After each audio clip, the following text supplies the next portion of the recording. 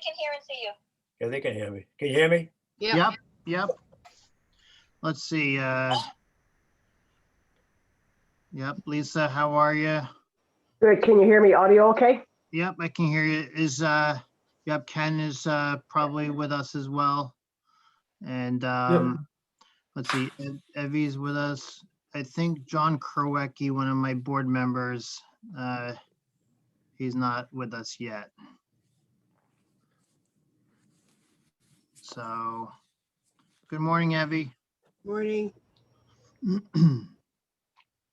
Evie, the only one I don't see on just yet is John, so I'll defer and let you do whatever you want to do. Okay. I have everybody here. Sandy? Yes, Madam Chair, Evie, I just want to let you know that I've got a few things percolating and I'm going to have to jump off at some point. So I don't want you to think anybody that it's something anyone said, but there's some things happening that I need to attend to this morning. Okay. Is Bobby Papetti here? Yeah, I'm here. Oh, okay. So we have everybody on, with the exception of John. He's got to get that hooked up. Yeah, he's in Florida, but he should be able to get on with us, so. They didn't mention you at all. Okay. You're already up. As usual, I have to read the governor's executive order. As a preliminary matter, this is Evelyn Piness, chair of the board chairman of the board of the Needham Contributory Retirement System. Permit me to confirm that all members and persons anticipated on the agenda are present and hear me. Members, when I call your name, please respond in the affirmative. Ms. Stincada, Yes, Mr. Papetti, Yes. Mr. Morales, Yes, Mr. Krowecki is not joined yet. I am correct. Good morning. This open meeting of the Needham Retirement Board being conducted remotely, consistent with Governor Baker's executive order of March 12th, 2020, due to the current state of emergency in the Commonwealth due to the outbreak of the COVID-19 virus. In order to mitigate the transmission of the COVID-19 virus, we have been advised and directed by the Commonwealth to suspend public gatherings, and as such, the governor's order suspends the requirement of the open meeting law to have all meetings in a publicly accessible physical location. Further, all members of public bodies are allowed and encouraged to participate remotely. The order allows public bodies to meet entirely remotely so long as reasonable public access is afforded so that the public can follow along with the deliberations of the meeting. The public is encouraged to follow along using the posted agenda unless the chair notes otherwise. Ensuring public access does not ensure public participation unless such participation is required by law. This meeting will not feature public comment. For this meeting, the Needham Retirement Board is convening by Zoom app as posted on the town's website, identifying how the public may join. Please note this meeting is being recorded and that some are attending remotely. Accordingly, please be aware that other folks may be able to see you and that take care not to screen share your computer. Anything that you broadcast may be captured by the recording. Returning to the first item on the agenda, please, before we do so, please permit me to cover some ground rules. I will introduce each speaker on the agenda. After they conclude the remarks, the chair will go down the line of members, inviting each by name to provide any comment, questions, or motions. Please remember to mute your phone or computer when you're not speaking. Remember to speak clearly and in a way that helps generate accurate minutes. For any response, please wait until the chair yields the floor and state your name before speaking. Finally, each vote taken at this meeting will be conducted by roll call vote. I'd also like to say that we have Lisa Vandermark and Ken Gordon from Siegel attending to just briefly review the proposed request of the retirement board regarding having an interim actuarial study done. This study will probably be most likely for informational purposes only. Okay, so having said that, I would ask to move the representatives of Siegel to the first item of the agenda. Yeah. So the floor is all yours, guys. Thanks, guys. Lisa Vandermark here with Ken Gordon as well. Thank you for having us. We have been in touch with Jacob, who mentioned the board would like to look at doing a full evaluation this year in terms of it in light of the, we'll call it unique year with COVID and the election fallout. So we thought in terms of kind of a planning session, as well as I'm going to start with just anything you wanted to share in terms of the rationale of having the study done. For example, the decision to do it, are there certain objectives in mind? Meaning, assets were great. We're really expecting great things. We're trying to lower the assumption further. We're hoping to bring in the funding schedule. Just want to understand the rationale so we can approach. What I will say, to be very clear, we are happy to do the valuation. We're happy to do evaluation biennially, annually, anytime the board would like. Out of our clients, you are the one board so far, the only one that has asked for us to do evaluation this year in addition to last year for your informational purposes. Again, we're happy to do, but we wanted to understand if there's anything behind that rationale or impetus that you wanted to share with us that will help us guide what we're doing. And then we'll just ask if there's any guiding principles on the funding schedules and what we might be looking at with assumptions. So with that, if anybody wanted to take a minute or two and help us understand, we don't, certainly would never want to do any unnecessary work, but happy to do a full evaluation and wanted to understand any of the reasoning or rationale that might help us in terms of what you might be looking for versus waiting another year for the valuation. I think one of the concerns that, not concerns, one of the, I would say it's a concern, is the fact that we had gone out to 2033 on our funding schedule. And this is something that the board has definitely been adamantly against for many, many years. I welcome John Krowecki to the meeting. We personally, like I said, we really want to do this for informational purposes to see. I believe, and I can defer to Mr. Morales on this, I believe that the market was very good at the end of 2020. Get my years mixed up. And I think we just wanted to see, and we also wanted to look at the fact that although it's too late for this town meeting to increase the COLA base from the 14,000. So we wanted just a general idea of where that would take us as far as the funding level. And Bob, did you want to add anything?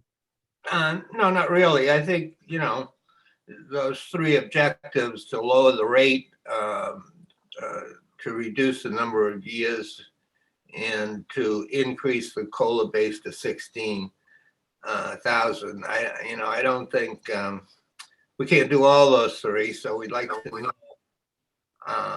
what effect would have on our rates on these three items separately. If I can react to that, Evie, when you said the rate, the investment return assumption is currently at 6.5. Did you have a particular, I assume that's what you meant when you said rate, did you have a particular target in mind? Well, we'd like to, I don't know, Evie, I'd like to see what would be at 6%. We can do that? Maybe 6.25, Or 6.25, yeah. something like that, just to see what it would look like. Okay, perfect. Okay, so lowering the rate, potentially the number of years, COLA base, Mhm. and straight from you're currently at 14, straight to 16, or see it in separately 15 and 16, straight to 16? I don't know. I'd like to see it graduated a little bit. Like I say, we wouldn't be able to do it this time. It would have to wait until the spring, fall town meeting, because that has to go to town meeting, correct? But you would want it, but this would be the most recent information with this valuation, and then you would have it ready for the meeting. Yeah, just so that we could get an idea where it would go and how much it would cost to do all of these things. I think it's a good thing to have in our back pocket. And who knows, it may present some really fantastic things. Who knows? I don't know. You would know better than I. Well, actually, we're gonna add to that as well. So that's a great overview and introduction. Since we have you, if I can take about 2 or 3 minutes, run through the current assumptions, and then I want to talk about something unique with the assets for you to ponder. Would you like me to proceed with that? Sure. Okay, so real briefly, we just spoke about the, sorry, I have a little bit of an echo, the investment return assumption. The salary scale last year, the board lowered 50 basis points, so that's been moved down recently. The mortality I wanted to mention, as you recall from our discussion last year, public sector mortality tables came out a couple of years ago. John and Jim at CARE did a pretty detailed study where they felt they did not more accurately model Massachusetts. So we did not strongly recommend those to clients last year. We are not strongly recommending them this year. They would increase the liability. So I would say we would probably recommend staying the status quo. There are some auditors out there, not yours, that were pushing for the public sector tables. Let me rephrase, unless we see mortality losses, we likely will not be recommending that, but we'll be looking at it so you have that information. I will say if we stay the course, you have a main mortality table and then a disabled. The disabled is a little bit out of date. We might make a tweak there, just FYI. And when I say make a tweak, these are items that we will bring for changes for the board's consideration. The board is responsible for determining all the assumptions. So again, just items that I want you to let you know that we'll look at. I did want to make one additional comment on the retirement age. You may recall we have retirement rates by gender for groups 1 and 2, and then for group 4. They do not vary between the pre and post 2012 hires. And as you may recall, there are different provisions for the pre and post 2012 hires. Many of us are now considering it would probably be prudent to consider possibly pushing out some of these rates, meaning under the new provisions, if you cannot retire until age 60, then will there be a significant increase at age 60? We have looked at this with another client or two so far. I just want to cut to the chase. The impact on the liability was minimal. It was almost like rounding, like $50,000 out of 50 million. But we will bring it to the board's attention, meaning if after 2012, nobody can retire at 50, 51, 55, 59, will there be a slight uptick at 60? There is no data or experience on this. Our best guess is we would suggest it as a recommendation unless you advise us that you do not want to look at it. It will have very minimal impact, but from I don't want to say from an optics standpoint, at some point we need to look at it, and we would assume without any data that if nobody can retire before age 60, for example, the folks that are hired after 2012, there would be a little bit of an uptick there. Does anybody have any questions or go ahead? It is there a list of some of the lines that are used? It sounds like somebody's speaking, but it's in the background. Is somebody speaking? It might be somebody and somebody's. So did anybody have any questions or objections or in favor of looking at that? Again, we would recommend looking at it. It's a very, very minor impact on the liabilities. But again, if you can't retire until age 60, we would expect there might be a slight uptick there versus the prior assumptions. Isn't anyone hired after 2012? Correct. So the group hired after 2012, for example, before 2012, oversimplified, you can retire at 55. Post 2012, you cannot retire until age 60. So we would then maybe, the current rate at 60, uptick it a little bit, just at that one age because you can't retire before. So you'll have not to say a huge influx. This has nothing to do with COVID. I'm not going to even mention COVID and what are the impact on the assumptions going forward. Nobody knows, but this is one that we would suggest. If you say, Lisa, we don't want to look at it this year, I have no objection, but it would be something that we're looking at with most of our clients this year. And we'll be able to show that difference. Changing this retirement age assumption, just like all the other ones that Mr. Moles, changing this will change the liability by X. And I'm sorry, whoever had a question next? No, I was just going to curious as to what the PARAC actuaries are looking at as far as recommended interest rate. As far as recommended interest rate, that's a great question. And Ken, let me know if I say something wrong. We do have some information from Mr. Borak. So last year, the Commonwealth, the overall state, I believe they did not do many of their local valuations. Last year, the state was 7.15. They are recommending 7.0 this year. For his local systems, John does a number of local systems as we do for Needham. He will be recommending between 6.75 and 7.15.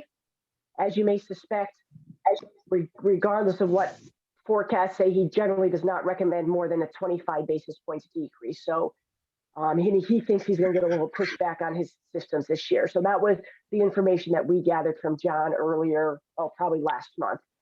Does that help, Evie? And any other? And of course, Needham. Yeah, it gives us a good benchmark.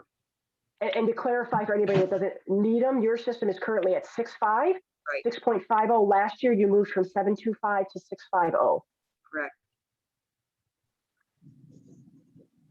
Okay, so if there's no objections, we'll go ahead and look at that. And as you may recall from our reports, we kind of say, changing the investment return will impact the liability by this. We will put that with the retirement age based on the one system we've looked at.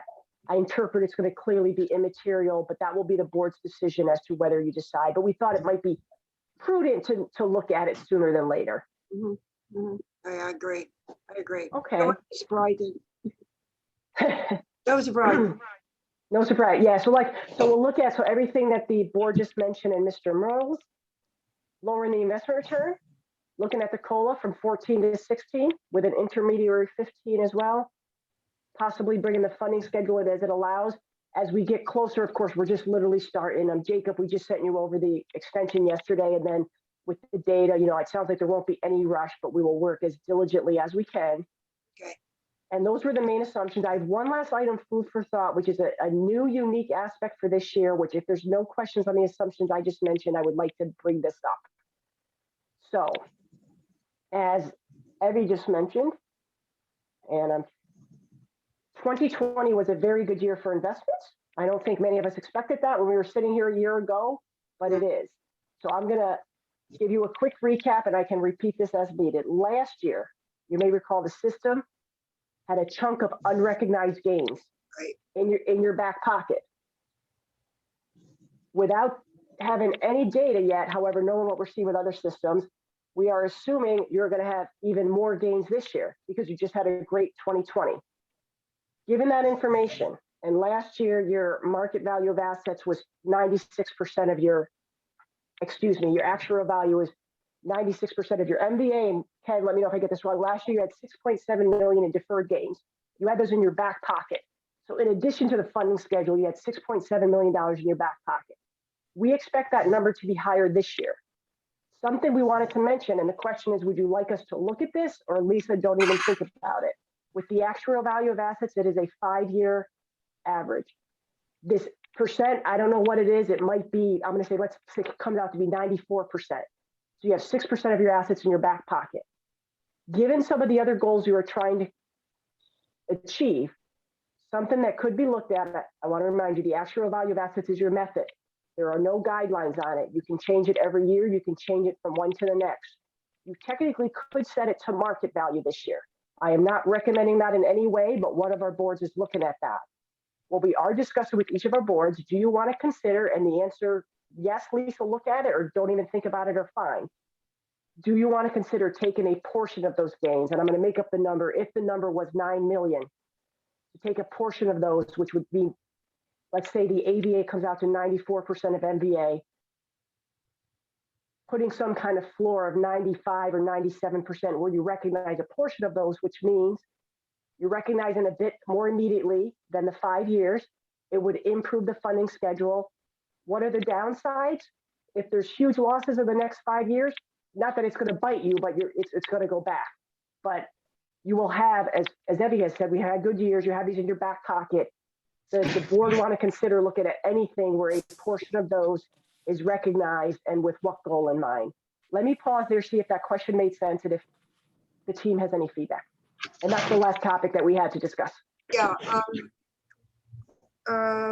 Backing up a little bit, on the 5-year smoothing, what year are we at? I mean, where are we as far as that huge loss in, was it 2008?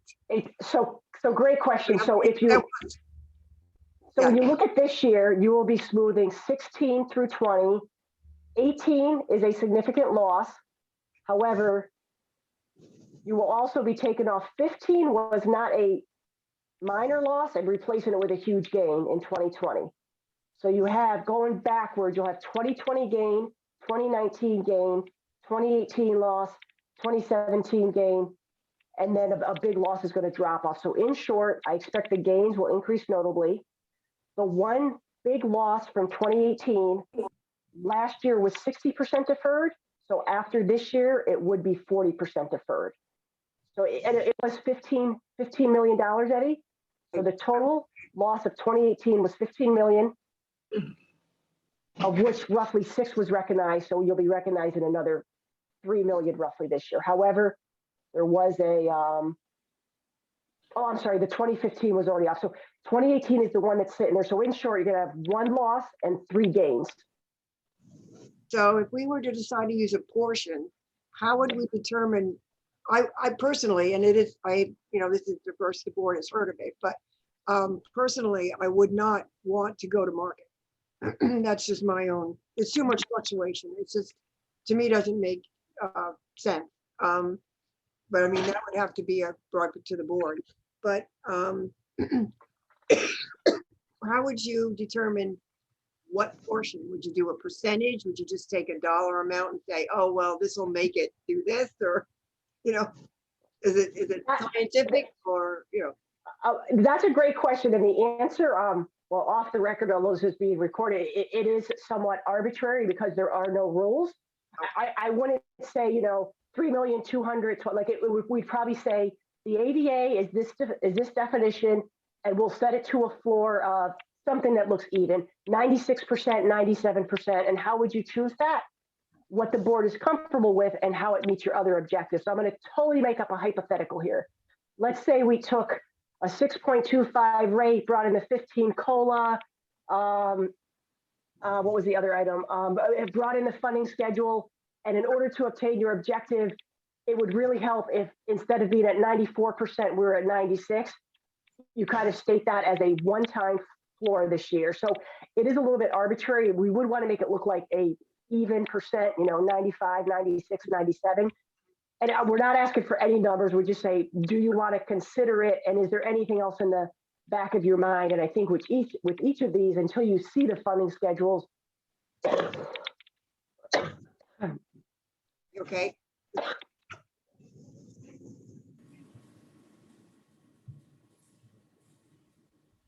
So sorry, I've been struggling with my asthma and cough.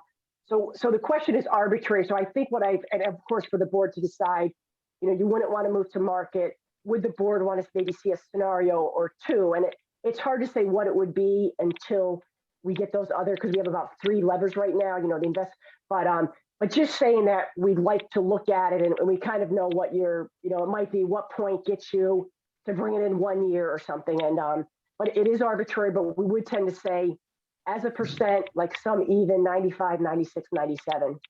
Okay, so what would what would be the process? You would present us with a study and then you'd say, but if you want to take X amount from the reserves, so to speak, it would do this to it.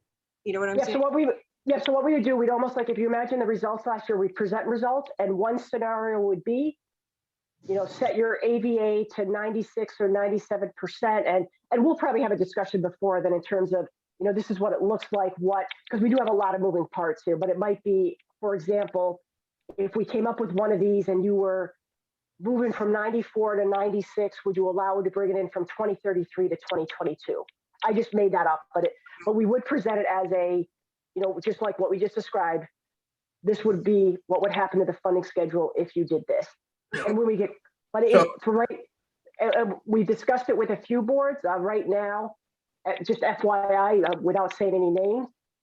One wants to go to market. One wants us to consider what we just said. One said, keep the cushion. We don't want to touch it. However, they haven't seen their results yet. So let me pause there. So if we kept the cushion in our back pocket and 2 years from now, we revisit the lows of 2008, does that help us during that period? That's a great question. So if you do nothing today, in 2 years, the loss of 2008 would have just a tiny bit rebating, around 3 million. So So meaning if you don't do it today, could you look at it in 2 years again? Absolutely. What will it be in 2 years? We don't know. If you continue to earn 6.5 or greater, the gains are going to continue to be there. Did that answer your question, Mr. Murph? Yes, it does. Okay. But it is, and then to your point, like what is the risk? If in 2021 or 2022, there's a huge loss, that could take that X percent gain, bring it back to zero. Could it move it all the way to a loss? Certainly, if it was big enough. I mean, nobody can predict the future. So, as Evie said, not that I recommend, but I probably would not move to market, although we do have one client doing that. They have not seen the results yet. But if you had a loss again, yes, you will have a little bit of a cushion. If you had huge losses in 2021 and 2022, and we come back in 2023 and you say, wow, we wish we had or had not done that. But if you leave the cushion, it will be there as it is recognized over the next 2 years. It's all risk, and are we willing to take it? Isn't there something, now maybe I'm wrong, but isn't there something in the law that says you can't bounce back and forth between actuarial and market? Actually, for public sector, this system, there is not. Oh, okay, okay. And if you started doing this every year, we probably, we haven't had any system do that, but because of the uniqueness, the great gain with COVID, and I will say from, you had just mentioned what John was recommending for PRIT. The building blocks this year from NEPC that manages PRIT, I'm doing this off the top of my head. Last year, the 30-year expected return, Ken, help me. This year, I believe last year, the 30-year expected return was 7.3, and this year it's 6.8. So their building block just came down 50 basis points. Now, when you say expected return, you mean expected return? Expected return on assets as to what when you take the assets and putting in the schedule of all the individual returns. So because that has moved notably, if a system is trying to say, hey, we'd really like to reduce the return. However, we have this big cushion of gains. It would really help if we can recognize a portion of that, but I don't want to recognize all of it. Let's look at that and see what it looks like. And the answer can be, Lisa, don't look at it at all. But I think all these are very difficult to answer until you see it. But it's just let's take a look at it or don't look at it at all. That's fine. Okay. Perfect. Anybody have any other questions or comments, concerns? And then I think what we'll do is the board will discuss it. And what I'd like to see is just a study without dealing with any of the 5-year, whatever, losses, whatever you call it. I'm calling it a reserve. I don't know if that's the right term, but that's what I'm referring it to it at. Then we'll take a look at it and see. We may have to play with some numbers, Lisa. Not play with numbers, but you know what I mean. Do Yes. a few different scenarios to see how it would really impact anything, and if we feel that it would be significant enough to take the risk. Okay, so we'll so everything that you described earlier, those will all be under the current 5-year averaging. And depending on what it looks like, we'll find a way to present how a scenario or two will look and or reach to folks in advance as to what you want to see. And again, it might be more than one iteration, but we just want to see if it was something that you would consider looking at. So we will add that as a scenario, and then we'll be in touch as we, assuming the board decides to move forward with the valuation. We just sent the extension to Jacob, and then once we get the data, we can start moving on the analysis. Okay. Okay. Anybody have anything else? How about we? Well, Lisa and Ken, thank you very much. Thank you. And we look forward to some very impressive numbers. Thank you. As do we. Thanks, guys. We'll talk to you soon. Jacob Thank will you. be in touch. Thank you, Lisa. Thank you, Ken. I would also like to take one more liberty and move the Needham Unite Against Racism initiative to the next order of business. In 2020, the select board began the Needham Unite Against Racism initiative. And I don't have to remind anybody that what's going on in the country. The most publicized, of course, is George Floyd. I kind of went through and went back a little bit, and of course, a lot of familiar: Trayvon Martin, Breonna Taylor, Eric Gardner, Rodney King, Michael Brown, Freddie Groy. I mean, and then just recently the grandmother who was shot on her front porch, and then the young man who was killed in his car, and there are still riots going on in. But anyway, it's been brought forward the fact that no community is immune to racial bias. The select board has brought racial equity to the forefront, and I'm really glad personally to see that finally have engaged in a conversation with the community and with this group. Now, forward the information to everyone on the board that Sandy had sent us. And what I'd like to do, if you don't mind, Sandy, is if you could talk a little bit about what the selectmen have proposed and the goals that they've set forth. Sure. The select board created a working group called the Needham Unites Against Racism Initiative. And they appointed, I want to say there were 10 residents from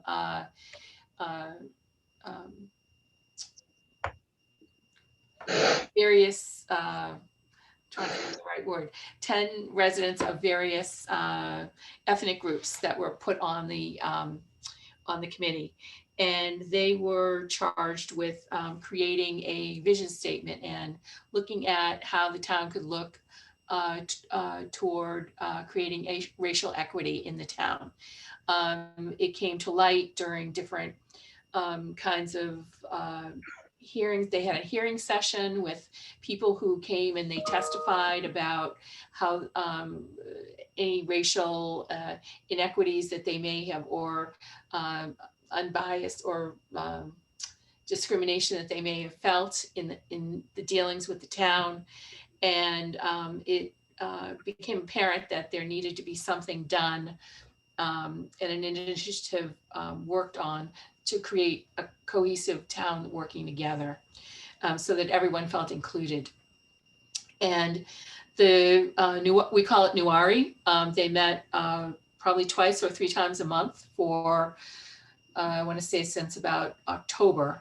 And they hired a facilitator to come in and facilitate the discussion. It was a very difficult discussion. I would encourage you all, because all of the meetings are on Zoom on our YouTube channel for under Nuari, and to look at these meetings and listen to them. There were all sorts of points of view brought up, and it was difficult conversations every week. And they worked on wordsmithing a document that ended up with a vision statement that they presented to the select board adopted, as well as guiding principles and I forget what the other thing is, some sort of steps that you need to take in order to do that. And they had multiple meetings, public hearings, and took public comment on everything. And the select board has adopted that, and that's not the end of it. It's just the beginning. But the select board wanted to share that with all of the boards and committees within the town, as well as not appointed or elected boards and committees. There are many other organizations, Green Needham, I think there was Green Needham, there was a couple of other organizations that have already taken these guiding principles and vision statement and adopted it and tried to include the practices in their meetings all the time. So I don't know if it was included in this or not. It is in the back. So you'll see that there was an email that was sent out and their vision statement and guiding principles and intentional practices. So they are asking that all boards and committees adopt it. and make a plan as to how they're going to include this in our practices as a board. So I think that they will ask at some point for us to provide them with our plan of how we plan to incorporate this into our committee. So I think that we need to talk about the statement. I think we all need to read it, digest it. I don't know where we all stand on it. But that's the edit. That's what's behind it. And any questions? I didn't know I was going to speak on it, but I've been involved. I'm not on the committee, but I've been hosting all their meetings and taking notes. So I have a lot of knowledge on it. But I'll be happy to help in any way that you might ask. Do we have to come up with our own plan, or can we adopt the town's plan? I think we can adopt the town's plan. Does anyone have any comments, questions? Did anyone get a chance to read? I know that's a lot. There's a lot in here. It's very good, thorough information. I will admit I did not get to read the whole entire document, but there's a lot of thought that went into it. I believe you can tell there was a lot of discussion, conversation around, racial inequity. I don't want to say discrimination, but I believe that it's. I'm very happy that it's been brought to the forefront, because we in Needham feel that it's. I don't want to say we're immune to it, but you don't hear about it as much. So it's a good thing that it's being done now. So would the board like to make a motion now? Do you want more time to discuss it and read through the document and establish some questions? How do you feel? I need input from Can I just say one more thing? I do want to say that they spent inordinate amount of time wordsmithing every single word in this document. You can tell. Right word is that the intent that we want to make behind the word, and it's been painstakingly gone through. So that's all I'll say. I mean, and you can definitely tell. Definitely tell. It's an excellent document. So what we were sent, is that the town's policy or a draft? This is the final version that's been adopted. Okay. Well, I would make a motion that we adopt the town's policy. Okay, I have a motion to adapt the town of Needham select board's vision and principles as Second. presented. I have a motion, Mr. Merles. I have a second, Ms. Sincata. A roll call vote. Mr. Papetti, Yes. Ms. Sincata, Yes. Mr. Krowecki, Yay. Mr. Burles, Yes. and the chair votes yes. Okay, unanimous. Thank you very much. And we will pass this on to the select board. Sandy, is that? I think that you can send an email to Kate and let her know that our board has adopted it. That'd be great. Jake, would you draft that and just run it by me? Mhm. Thank you. Yeah, yes. Okay, now back to the regular order of business. The minutes. I have one, I really did not get to go through these thoroughly. Time has just been flying by. Why don't we table them till the next meeting? Yeah, I would like to do that. Thank you, because I believe that item 5 is incorrect. So I would ask for a motion to table these minutes. So moved. I have a motion to table the minutes of Second. March 10th. Second. I have a motion, Mr. Merles, and the second. Who has seconded? Second. Mr. Krowecki. All in favor, roll call vote. Ms. Sincata? Mr. Papetti? Yes. Mr. Merles? Yes.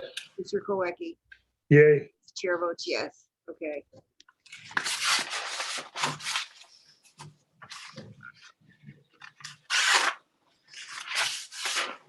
Okay, attachment A. One question, Liz, how are we doing with new enrollees and are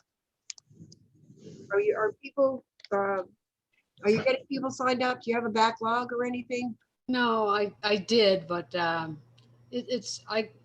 what I decided to do this year because of, COVID and all that stuff, I just decided to, rather than put stuff in the mail and all that, I emailed that, and that made things a little slower. But I just finally got it all done. I had two holdouts that just couldn't get it, that, they do have to send their forms in. And so that's all done. I have a couple of new hires coming. What's happening is because it's right before April vacation, a lot of assistant teachers leave or they hire new people. So I've got a couple going, and but it's not that bad because Lisa and Sue Patch are really on top of it, and also we made the forms fillable thanks to Jake. So it shouldn't. I should get them quicker, and so I'm hoping by when the assistant teachers leave at the end of the year, meaning end of the school year, and now we start up in September, it should be a lot more smoother. But I think making the forms fillable should have made things a lot quicker, but I don't have a backlog. I'm doing really good right now. Right, because you're coming into the time of year, as you know, where you're going to get hit with a lot of new school. Right, and also I decided to come in on a third day of week because I wasn't getting enough done. So now I come in on Wednesdays as well. So I enjoy working at home, but I also don't enjoy the cats bugging the daylights out of me. So I decided to come in on a third day. Okay, so attachment A, anyone have any questions? Or may I have a motion on a question A, attachment A? So moved. Mr. Merle's made the motion. Do I have a second? Second. Any, Mr. Korecki seconded. Any further discussion? All in favor, Ms. Sincata? Mr. Merle, Yes. reading your lips, Sandy. I'm sorry, I, Mr. sorry. Korecki? Mr. Korecki? Yay. Mr. Papetti? Yes. Chair votes yes. Oh, yeah, keep it going. Payroll warrants. March payroll. Where? Get to it.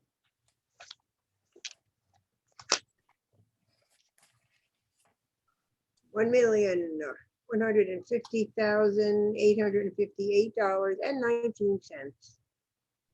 And it's down a little bit, probably because of a retro or something. Mm-hmm. We're down 3 retirees.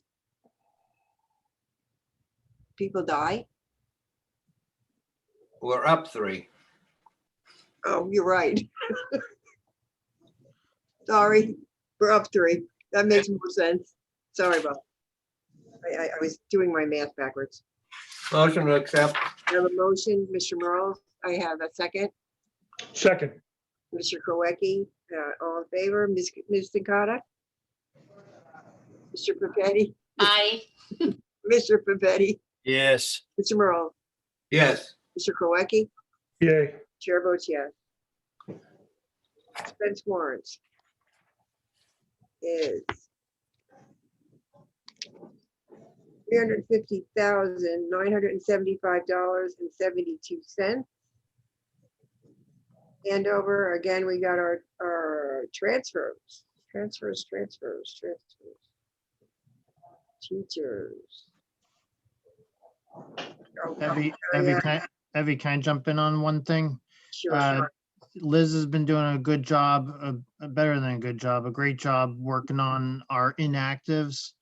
And so we'll be seeing a little uptick like this month in refunds to members that have just been inactive, dormant. We counsel them, of course, if they have enough service to retire, we counsel them even greater about their decision in the process. But a lot of them are, typically people that cannot retire and are not working for another system. So we always ask them, are you working for another, town or a city? So we can transfer the funds to your account over there. So you will see an uptick, in probably the next few months as Liz continues to work on inactives. What I did was I send out every year a 10-year inactive, but I also decided that we probably should have been doing it all along. Is that when somebody leaves, we send them a letter saying, hey, thanks for your service. And I just want to remind you, you have, paid into this retirement system and you have, these funds. So what I did is I went back to 2018 and I sent all these letters out and saying, hey, you have these funds. And I think that when we send the 10-year inactives out previously, maybe get 1 or 2 calls, but because of COVID and people not working, I got a lot more people calling and asking for their withdrawal forms. In fact, I just got an email from it this morning. But what I want to do is catch all up, and then when people leave, send them a letter just so that they know it, because they've forgotten about it, especially if they're these, assistant teachers who are here, for like a minute. So you'll see uptick, and then hopefully by the end of the summer, it'll level off as I send out people who've turned, and that'll be all done. Who is Walter Goodore? He's he left, let me see. I mean, was he an inactive, $71,000? Yeah. Let me see. But that's a good question though too. While Liz looks him up, not technically, not every refund will be an inactive. No, I know, but I don't recognize the name for 71,000. It would be. Yeah, he left in he left in February. So I sent him a letter saying, hey, thanks for your service. And he does have over, 20 years, but he decided to take his funds, and we actually called him. I sent him an email and also called him saying, just want to let you know you can retire, and he decided to take his funds instead. I would suggest, and you're probably doing this, Liz and Jake, when you email these people, put a copy of the email. If you're not writing the letter, put a copy of the email in their file. And I know you do everything in that storage thing, but if you could put a copy of the email that you've written in their response, because we don't want them to come back someday and say, well, I have this money, I never took a refund. So you need to have some proof that we do, and we'll state the refund is the issue. we can let me speak. We'll save the email correspondence as well. Not all of our folks communicate via email, so that's one variable. But more importantly, we save every application. So there is an application, and within the application, the employer has to sign off on it. And Liz is very diligent about that. There's been a couple of times where we have to get Chuck involved if we, sometimes the supervisor has left or the manager has left, and the new manager says, I don't know the guy. So sometimes we have Chuck sign off on it, but there is, it's not just willy-nilly. There's a formal application. Their supervisor has a part where they say that the employee was in good standing and so forth. There is a third alternative to retiring or refund. That could have been rolled over into an IRA. Is that explained to? Yeah. So I sent a letter out, and the letter explains all their payment options. Mm-hmm. And on the actual withdrawal form, taken in cash, we have to withhold 20% right off the top for their federal income taxes. If you're under 59.5, there is a 10% early withdrawal penalty. So when I send out that withdrawal application, they get the special tax notice as well. So go ahead. Yeah, and we so formal language, we have all the nitty-gritty like Liz was just going into that we communicate to people. When I'm on the phone with them, a lot of times I say it in a more catchy way that kind of sticks in people's minds better. I call it the 3 R's. 2 of them you can do almost right away: the refund and the rollover. Retirement is contingent upon service and age, but nevertheless, that's how we counsel everybody. Good. My final comment and question is, how about the balance in the expense account? Because we're looking at $1.5 million 25-ish coming out. So we do have the bank Make state. sure we have a significant, we have enough in that expense account. We do. And we Pretty. have them. Yep. And even though the bank statement included in this packet that I do each month is from 2 months prior, we can still see that we should be fine with that. When does the money come in from Prit? On the 15th of the month? Something Yeah, like Marty, is that, let me unmute Marty, can you unmute yourself? Marty sees that more than I do from Prit. Is it 1.8 million, Marty? You're still Marty, mute. Marty, hover on your computer to unmute for a second. I muted you when your phone rang.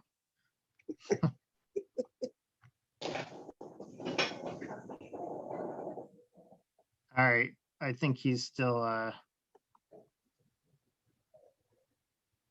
Nope, okay. still mute. Well, There you go. Okay. No. Yeah, it's $1.4 million, Ev. We get that in right towards the end of the month. Okay. So we may have to look into increasing that, but anyway, okay, we can't do it now.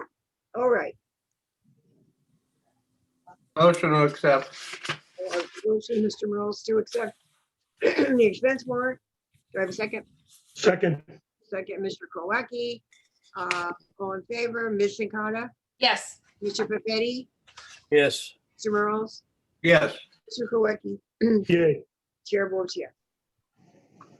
Okay, we have all of the financial information, which you can review at your leisure. Mr. Morales, you want to go and tell us a little bit about what the market is doing? Well, it just keeps going. No, it's amazing. The Dow's up 10%, up 10% for the year. The Nasdaq's up 9%. The S&P's up 10%. So it just keeps going. I don't know where the end is going to be, but Okay. we just keep moving along, and we're at 203 million, I think, almost 204 million. So that grew $1 million from month to month. So. Yeah, I mean, if you look at the returns, the Prit reserves, the Prit returns for the fiscal 21, 17.9%. I mean, Yeah. It's like, wow. Wish I was getting that rate on the money market. You can't have it both ways when they print 12 trillion in a year. Right. Evie, can I interject on one last approving item? I had it immediately following the expense report because it is an approving item. But Bob and I talked offline, and he is interested in hopefully getting reappointed to the board. That isn't what I said, and I'd like to have this item moved to the end of the meeting. Okay. Sure. Okay. Okay, so anything else on the expense report, on the operating statement? No, motion to accept. Is that a motion, Bob? That's a motion, yeah. I have a motion, Mr. Morales. Do I have a second? Second. Mr. Kowalski seconds. All in favor, Ms. Sikata, Yes. Mr. Papetti, Yes. Mr. Morales, Yes. Mr. Kowalski, Yay. Chair votes yes. Okay. The board stipend, Bob, Jake, you want to talk about that at all? No? Well, the only thing I'll talk about is I did a search on chapter 32 now, and when I looked it up, I was wondering to make sure that I'm on the same page with you folks as to what type of stipend are we referring to, but the only stipend in chapter 32, that's the law citation that I've provided for you. So, I mean, it is what it is about stipends noted. Did you give us a copy of that? I believe I did. It was in there, yes. Page 40. There it is, I've got it. No, that's not the section. It's the section that refers to, it's been in there in effect for many, many, many, many hundreds of years, I guess. I don't know. but it refers to the town accountant and it refers to the treasurer. Okay, so maybe it's not in chapter 32 then. Yeah, it's in 32. It's definitely in 32. Yeah, Don't know off the top of my head. and that was part of the original agreement when Prit was formed. Yeah, it provides for a $3,000 stipend for the treasurer and a $3,000 stipend for the town accountant if the town accountant serves on the board. Okay, Sandy will That's probably, the alternate section, which allows the treasurer to serve on the board.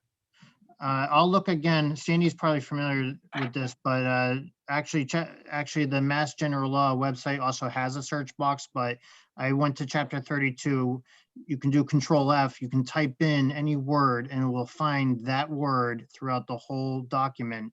And I'll double check again, and I even provide the law link here, right So to, just look at treasurer stipend, see what you get.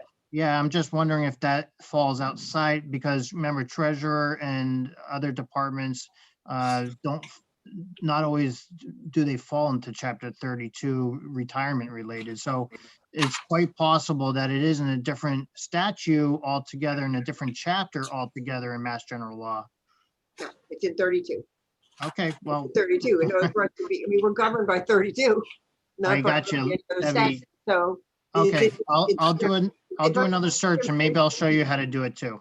If I get a minute, I'll see if I can find it. I mean, it's a law that's been, I don't have a copy of the book, which I used to have the book and go to the book. No, But, that's fine. I went right to Mass Gen. Okay, So anyway, yeah, we'll find it. We'll find it together. So I would table that to the next meeting or just continue it on to it's really not something that I'm too worried about. The COLA notification to the town manager, town moderator, that we want to discuss that in May, I'm assuming, May meeting. So would you get notification to? Well, has it been 30 days since we notified the Moderator? moderator?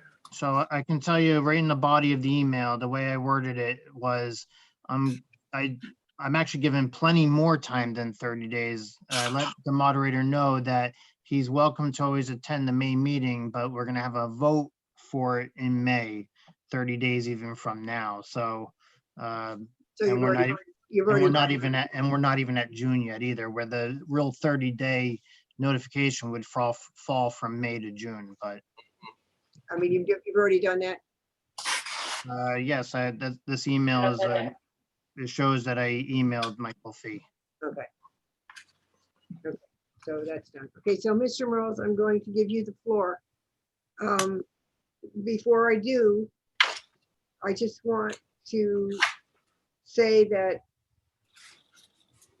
you and I have worked together for a long time, and we've had our agreements and disagreements, which have been very healthy. I would like you to continue on the board, but the decision is yours. And I'll just let you tell us how you feel and what you'd like to do going forward.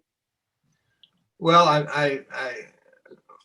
when I was elected last time, I said this would be my last term, and I realize this is short notice but I only realized it a month ago. I brought it up last meeting, so I have decided not to seek another term. So I appreciate all your support over the years, all of you, but I think it's time. So Can I ask this of you? Would you be willing to just stay on for maybe a couple of months until we can well, find someone, or no? I mean, that's your decision. yeah, I would, but you understand I'm off the board on the 21st of this month. I know. But So I can't, you know.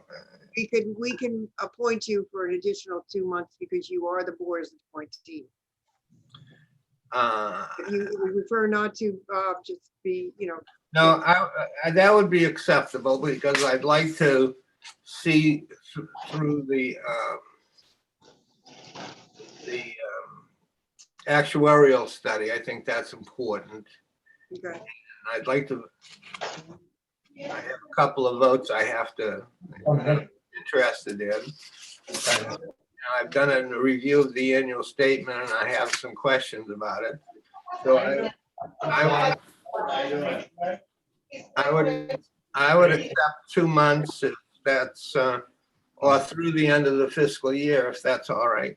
That would be wonderful. And I want to say, I appreciate all your help. You've helped me in many different areas, not just on the retirement board, but in my position as treasurer, Well, in my advisor, my confidant.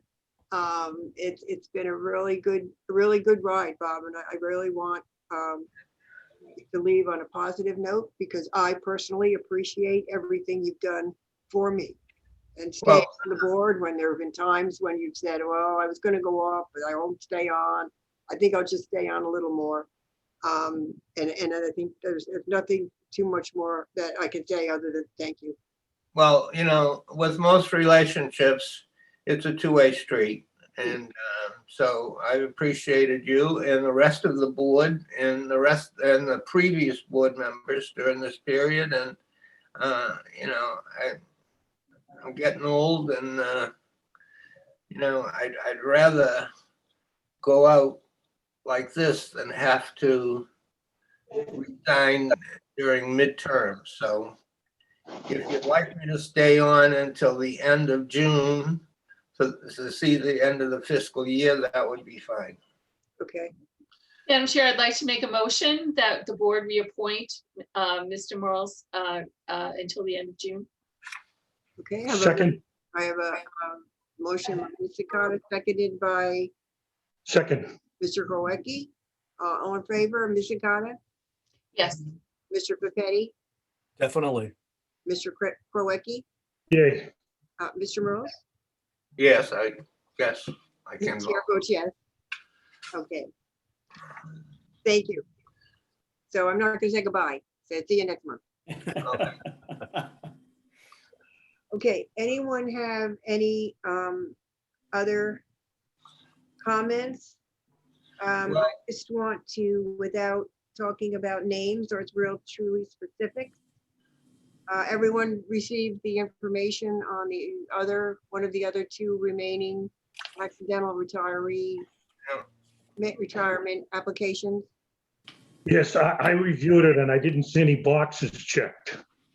Well, Jake was able, I had mentioned that to Jake, and he was able to get copies with the boxes checked. You did forward that on, did you, Jake?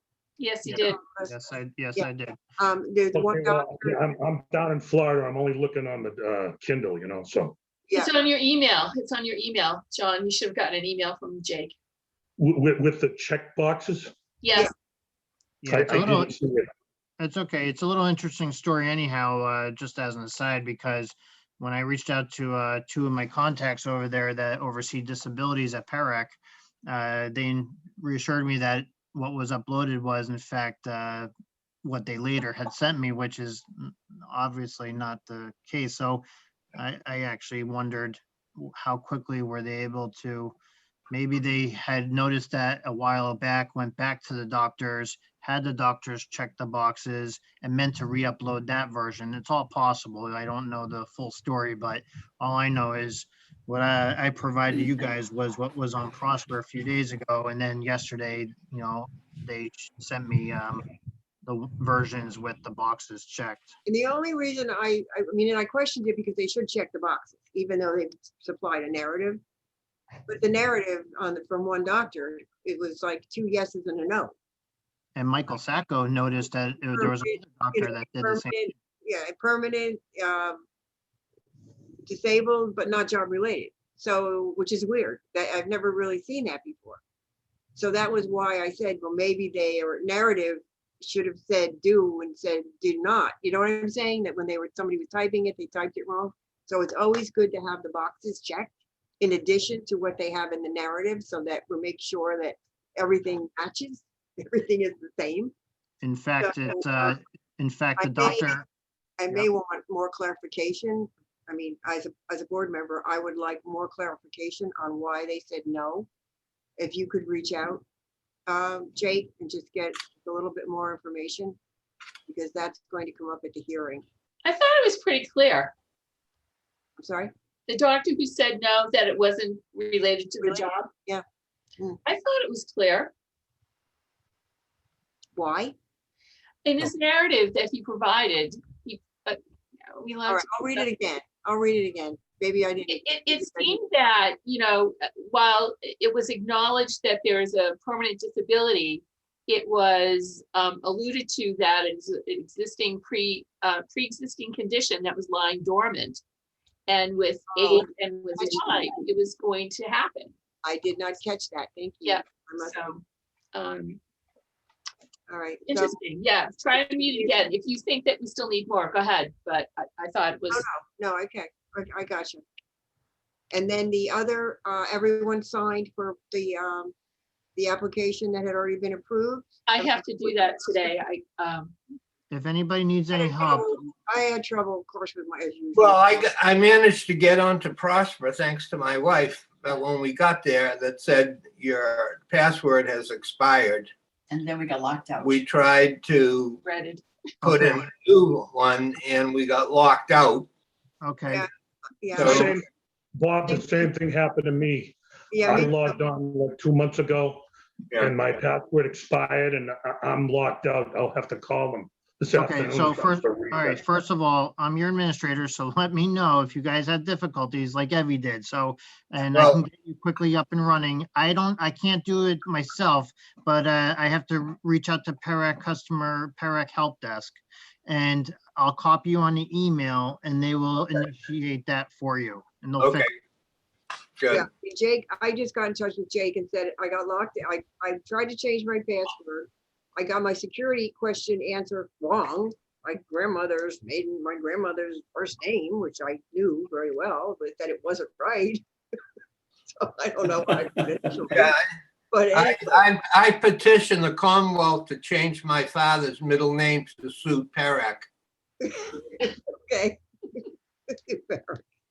So, yeah, I had the same trouble, but within a few minutes or an hour, I think Jake had sent me a link that you had been sent by Ferac. And I Yeah, went to a link and I was able to do all that. Just send that to me, Jake. Just as an aside, it seems like a thing because when I haven't been on a long time, I didn't do anything and it says, okay, you're locked out. So then I have to call. Yeah. It's just like a glitch they have. I I don't would think it's any of you guys at all. I would Well- remind everyone to scroll down on that page. That's what I didn't do, Jake, when I said I couldn't get it. You have to go to the page and you have to scroll down to the bottom. And I have to Alright. hit my arrow down key because the mouse didn't scroll down. So just, Yeah, so you know, because I said, Jake, I can't get out of this. All right, so real quick, let me interject. So technically Perec is the one that resets your password, but I will initiate that, and so be monitoring your email. And also what Evie's referring to with her last point is I'll resend the email kind of telling you where to go once you get into Prosper. And the last point I need to say is there's no glitch with Prosper. I don't know what time frame they have it set for, but we really should try to log in there at least once a month, because I think their password is set to always expire if you haven't logged in 30 days or 60 days, but that's why that happens. Okay, all right. Okay, any other business? I've had trouble sleeping the last 2 nights, so I sat up and read the annual statement. Do you want to go over and approve it at this meeting? Does that help us? We need this approved before the actuarial study, right? So, Or do we just table this and we'll do it next month? Well, if I may, it's not really an approving item because it is what it is. It's the numbers that come directly. It's from all of our processing throughout the year. So I put it as a review item, really. We do need to get that into PERIC by May 1st, so this really can't be shelved until Okay. next well, meeting. I'd like to back up, and yes, we do always present it to the board to be approved before it moves forward. Okay, I'm just saying, if you didn't approve it, I don't know what the, Well, the board has to sign it, so whatever I sign, I have to make sure I've approved it. So, anyway, Bob, what I would like to know is if you could get us your questions. Okay, let's go over it real quickly. Who's Molly McDermott? Exactly, that was my question. Well, let me bring it up. She's listed as a retirement board Employee.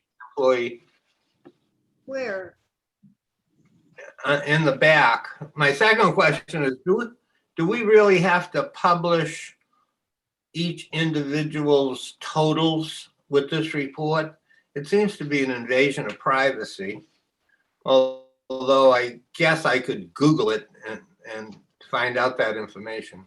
Wait a minute. All salaries are public employee salary. It's All right, so page two of the annual statement has the 5 board members.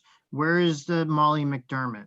Yeah, I don't know, but she's listed in the back under retirement. Yeah, it's under where all the deductions are taken by departments alphabetically. You know, go fire, police, town, and then, you know, R for retirement. Are you talking the supplementary schedule? Molly McDermott. is it, what page is it on, Bob? I clicked on the file for the annual report and just keep scrolling, and it's gonna, well, on my Kindle, it showed up horizontally. I can't retrieve things if I'm on Zoom or on the Kindle. Yeah, I've got it, Abby. It's alphabetically, the departments are listed alphabetically, and it's right before the RTS. Yeah, and in PTG, she's listed as an assistant teacher, so that's, I don't know why it's coming up. That's a mistake, yeah. Yeah, that's a mistake. She's an assistant teacher. I have no idea what you're talking about. Can anybody tell us It's a the page? supplementary schedule and the annual report, Abby. Yeah, okay, so that's towards the end. Does anybody know what page we're talking about? It's right before the RTS. They're alphabetical. At the top, it says supplementary schedule, and John, how is the supplementary schedule? Let's see. Jake, it's on page 24 of the supplementary schedule. I did not review that one. I reviewed just the other one. That schedule. I have not seen it. Sorry. Let's see.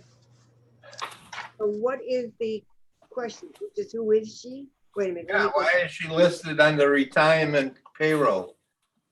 Is it in, it's not in the packet, Jake? It is if they're looking at it, but I can't find it either. I'm trying to find it this. is in the packet.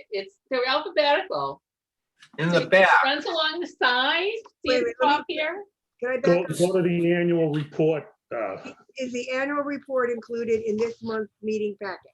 Yes. Yes, it looks like this, Abby. I got it as a separate entity, not attached to our meeting agenda. Abby, do you see? Look at my I screen. got it. Sorry.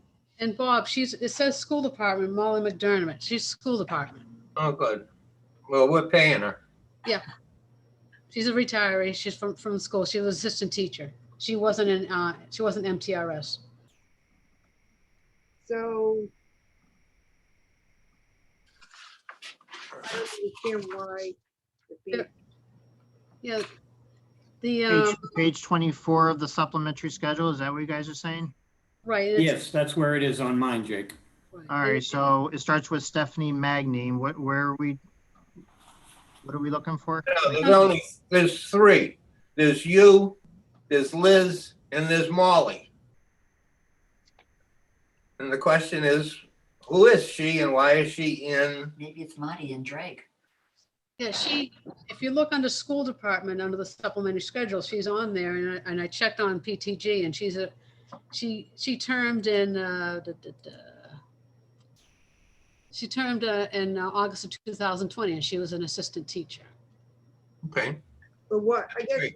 to follow up on Bob's question, I can't find what you're looking for. Yeah, neither can I. Where, I don't understand. In the supplementary You schedule. see the supplementary schedule? I'm in the Okay. supplementary schedule. They're up here at the top. The second line is all alphabetical. So Yep. go to the R's, and when you get to the RTS, just back one page and you get to retirement.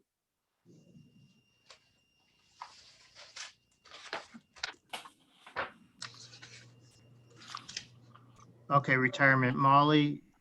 Yeah, so Liz, I know how that happens, that it's how she's coded in PTG, so we just have to fix that. She's coded as a teacher. I mean, sorry, Yeah. assistant teacher. No, well, are you in PTG? Yeah.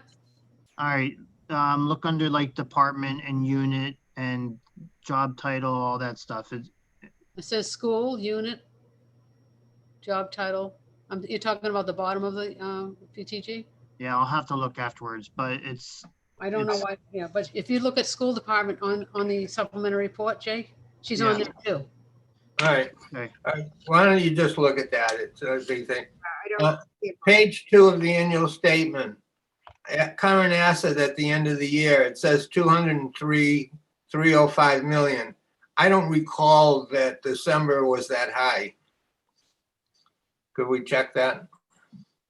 I'm sorry. Yeah, Marty, can you make a note of that, please? Yeah.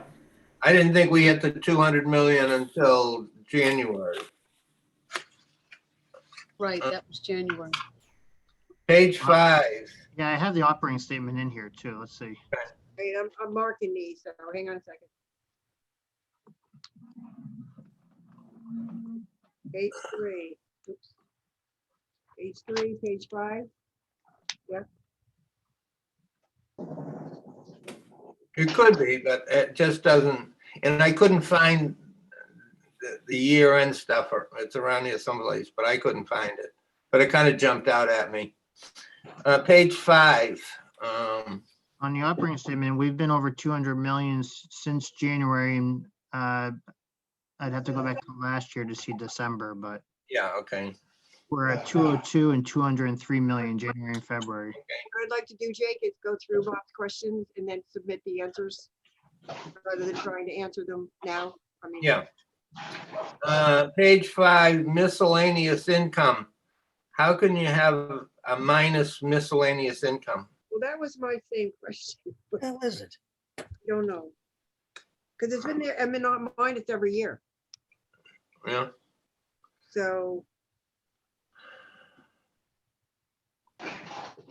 It's adjustments that we made at the closing. Some of these might be probably related. I have to go back and check the detail. They're probably related to year-end adjustments that we made to balance the 'Cause we- supplementary schedule. Because we did have several of those in the last couple of years. One Yes. was like for 21,000 or something. I don't remember the number exactly. Okay. Yeah, that could be it. Yeah. Okay. Let's see. with that one, It's on page 6, COLA reimbursements from the state. Let's see. Where did I see that? From other systems. No, under COLA's paid. Yeah. How many years have we been paying the COLA? oh my God. I mean, Since 1997. Yeah, well, in 18. 2018, we only paid $2,000. Now there's nothing that I trust about the last administrative actions. Yeah. So, and this doesn't affect this year, but it certainly should have been $150,000. We actually did talk about this in 19. Juanita was putting, Marty breaks out, you can see it at the top of our payroll warrant. You can see Okay. where pensions, annuities, and COLA is broken out. That Okay. was because Marty and I realized that was an issue. So we break that out ever since I got here, and that's why you have that warrant template that I've, Under expenses, board member stipend, we didn't pay it in 2020? we did, Yeah, that was, the auditors did not want that included as a board member. Considered the 5118, which is the board member stipend, they want it included in salaries. So that's why you don't see it. Okay, In 2018, I don't know where it was. that doesn't make any sense, but nothing makes much It doesn't sense. make sense, but that was their directive, so. Because it's not salaries, it's a But- stipend, but whatever. But that could be a quick fix that we could do as well. Well, you know, it is what it is. Is it right or is it wrong? I don't know. Well, so what you're seeing in front of you is not right. So it's not right or wrong. The point, it's in the 233, but Evie's right that they wanted it in salaries. Why would they want that in salaries when they have an account for stipend? That doesn't make sense to me either. So I agree on that point, but All right. Evie does get paid $3,000 a year. One last comment under accounts receivable. I assume on page 9 that the 251,000 had to do with the year-end transfer that didn't make it until January. That's So correct. we carried it as an account receivable for accounts And the payable. salary- And again, the salaries were the December Yeah. salaries that didn't get paid. Yeah, there were 2 items, the salary and then the 251,000. Right. Other than that, Mrs. Lincoln, did you enjoy the play? Okay.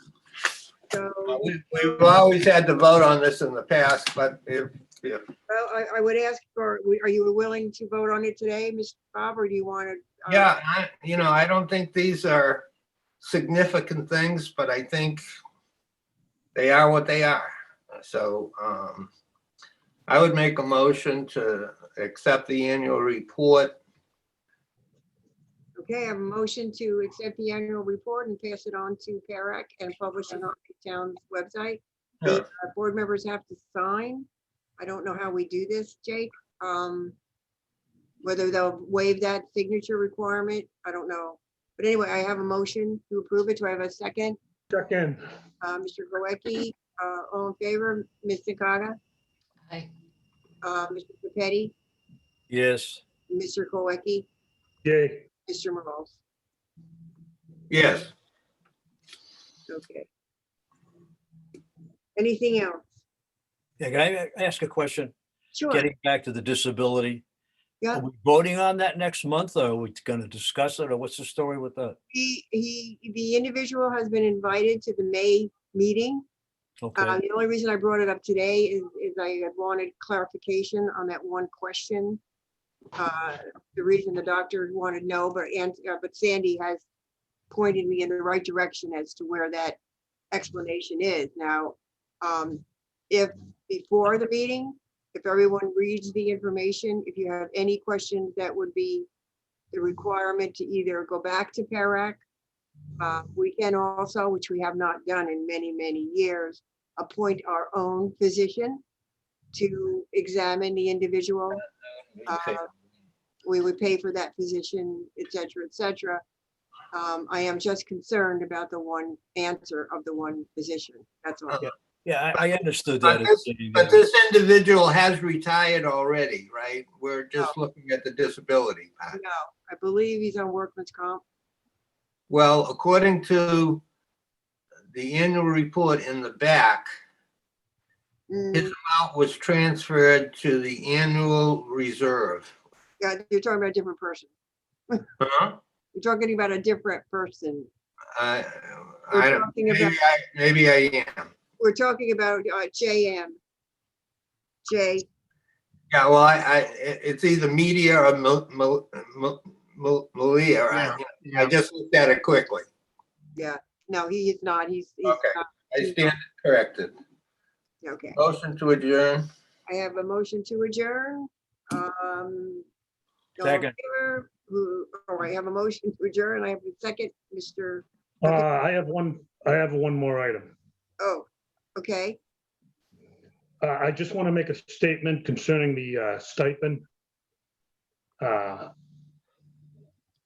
under the impression, it's in the PARAC legislation to recruit and retain competent, intelligent, and conscientious members. And another question to think about, why is Needham the only board that pays only one member the stipend? From my survey, that doesn't happen in any other board. Well, first of all, we keep mixing apples and oranges on the stipend. The stipend has nothing to do with paying board members. It has to do with the original legislation on Chapter 32, which said the treasurer or the accountant ex officio would get that money. So, Well, with all due respect, that's not the way I'm reading it and what Jake sent us. well, I know, but what Jake sent us, I don't think it's very vague. I think it needs more investigating.